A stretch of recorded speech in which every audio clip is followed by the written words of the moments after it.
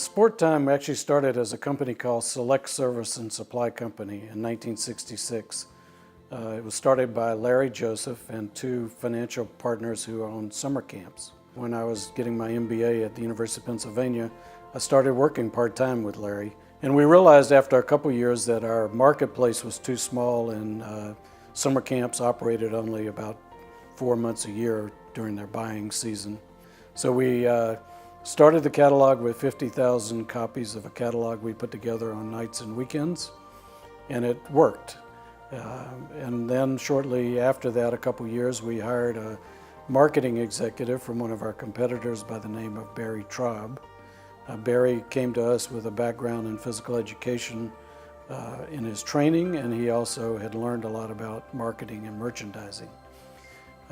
Barry, after a few years, had a diving scuba accident in the Caribbean and came back to Atlanta paraplegic, and he was at Shepherd Spinal Center trying to recover when he met Alana Danneman, a physical therapist. So as Pete said, I met Barry at Shepherd Spinal Center. I was a physical therapist there. It was during winter break, Christmas break, and he had been kind of shuffled around between multiple physical therapists, and he finally ended up with me in the outpatient clinic. I asked him what he wanted to do, and he said he wanted to walk. So that's what we did. We worked on walking, and at the time, he started to explain to me that he was the vice president for a catalog called Sportime, and he told me it was one of the largest physical education catalogs in the country. He was very proud of Sportime, and we started talking about catalogs, and I sort of hinted to him that I was looking to maybe get out of the hospital atmosphere, and he said that he was actually looking for a physical therapist to start a new catalog called Abilitations. So he handed me a few balls and pictures of catalogs and pictures of items from the Sportime catalog, and I started writing about how a therapist would use them. And he liked my writing style, and so he offered me a job as a catalog director for the Abilitations catalog. We started out Abilitations with two thoughts in mind. One was the voice of the catalog, and the other was how would we provide products that were unique to this industry. So as far as the voice of the catalog goes, I had a look at other catalogs, and they all seemed a little bit dry to me. You know, everything was a picture in a box and very squared off, kind of more masculine looking, I would say. So I decided that Abilitations needed a light voice and a warm voice, and one that would really reach out to the parents of children with special needs, to teachers and therapists, as well as the children themselves. So what we did was we took the catalog and we gave it a voice, and we gave it a feeling and a heart, and we put in lifestyle pictures. Pictures with emotion. We also put in a voice. We told stories, and we also explained from a therapist perspective why you would want to use these products, what they would be good for.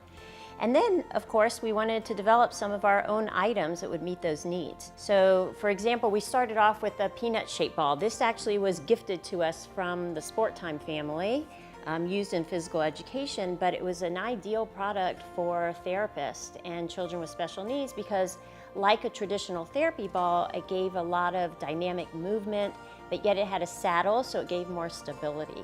So we started off with the peanut ball as one of our, we called it the physio roll, as one of our first items. But then after that, we decided Abilitations needed its own items, and one day I got an idea from a therapist of this product called a cuddle loop. And it was a stretchy fabric that actually wrapped around the child, and it gave them compression and a hug. So we were getting this idea that children had these sensory needs, which we all have. Adults have them, kids have them too. And this therapist caught on to the idea that her kids needed to be hugged and squished and coddled in order to be able to calm and engage. So I didn't have a way of really making products at that time, so I went walking down the aisle in our purchasing department, and I was asking several buyers if they could help me source some material for this item. And one of the buyers, Debbie Kissel, she volunteered, and we created our first product together, which was the cuddle loop. And after that, I got a box of coils that were put on my desk. They just happened to come in the mail. and these kind of stretchy keychain coils. And at the time, my son was chewing on his shirts. Like, all his shirts were gnawed off. In school, he was stressed. He was 6 years old. And I had the idea of making bracelets out of these coils and necklaces so that he could chew, instead of on his shirt, on the necklace or the bracelet. And we designed jewelry from these coils, and eventually we also designed chewies from the coils. These coils became jewelry, the first chewy items really out in the marketplace. And then there was weighted items. We had this idea that kids needed more weight. And we came up with the idea for Chloe. Actually, my daughter and I came up with this idea because we have a little dachshund at home, and her name's Chloe, and so this was called the teacher's pet. And it's a weighted, heavy little miniature dachshund that sits on your lap, and so kids can touch it, but also it gives them the weight that they need to attend and focus. So around the year 2000, 2001, I was at the National Occupational Therapy Convention, and I was walking down one of the aisles, and I ran into a woman named Sue Wilkinson. And Sue owned her own therapy clinic as an occupational therapist, and she was the designer of an item called the Jiggler, which was an item you could put against your jaw or chew on. It was for really oral, motor, and sensory needs. And we started talking, and I introduced her to Pete. And before I knew it, she was a part of our team. And what Sue brought to the team was she took what we were already doing with sensory needs and just really brought it home to the children in the classroom as well as to children at home. And she made the integrations catalog, which was a catalog that really appealed to those kids in that market. Just made it not such a therapy looking catalog, it was more of just a catalog that anybody could pick up for a child. And she explained to us that these kids were the kids with hidden disabilities. So the kids who had trouble focusing in the classroom, the kids that had ADHD or autism.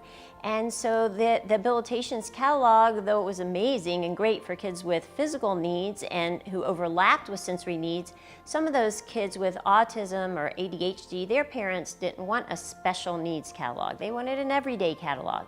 So that's what Integrations became. And Sue brought us also Cecilia Cruz, which became the occupational therapist who was the face of the product. And she would go out and explain these products to the parents and to the other therapists and to the teachers. And so the whole company, the Abilitations family, really just started to grow. In 2006, we had the opportunity to purchase a small catalog called the Speech Bin. And much like other speech catalogs, it was full of its own products already, but the products were very flat products, you know, papers, cards, card decks, cues for kids to learn how to talk.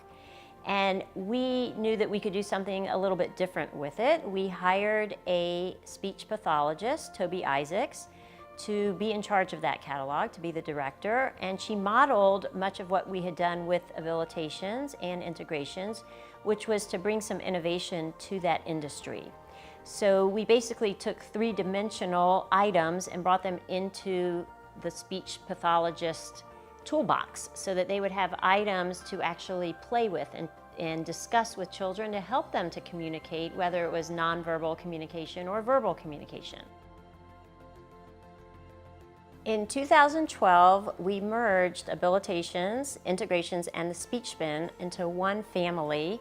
We're better together. And the idea was that we could offer all these products under one umbrella, and an individual would not have to go figuring out which catalog to go into to find a speech language product or a sensory product, that they could have everything under one Abilitations umbrella.